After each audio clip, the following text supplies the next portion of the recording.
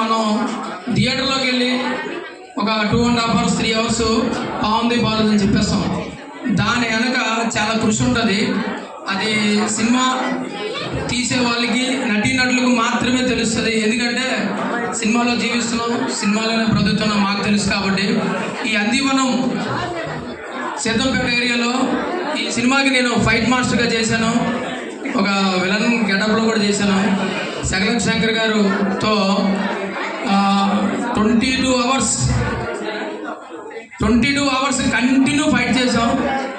మాతో పాటు ఫైట్ చేసిన మా ఫైటర్స్ మా శ్రీనివాస్, అలాగే రామకృష్ణ, ఇంకా కొంతమంది మా టీం రాలేదు. కానీ చాలామంది చాలా కష్టపడ్డారు సినిమా కోసం. ఇవన్నిటికన్నా ముందు సినిమా డైరెక్టర్ ఒక ఎత్తు అయితే దీనికి ప్రొడ్యూసర్ ఇంకో ఎత్తు.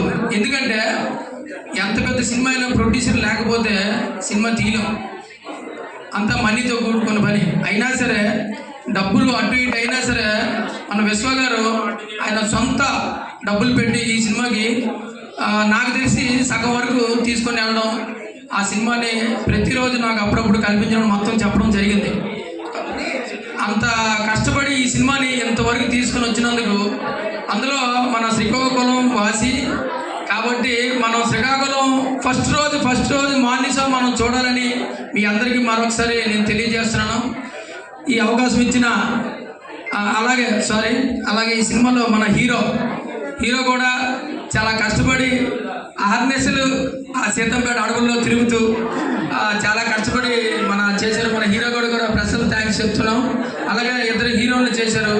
ఇద్దరు హీరోలు కూడా ఆ రాత్రి పగలు కూడా అక్కడ చాలా కష్టపడి ఎండలోన వాళ్ళలోన చాలా కష్టపడి, ఆ ముళ్ళులు భయంకరంగా ఉంటాయి. అది చాలా డీప్ ఫారెస్ట్, అది ఫారెస్ట్లో కూడా చాలా బాగా చేశారు.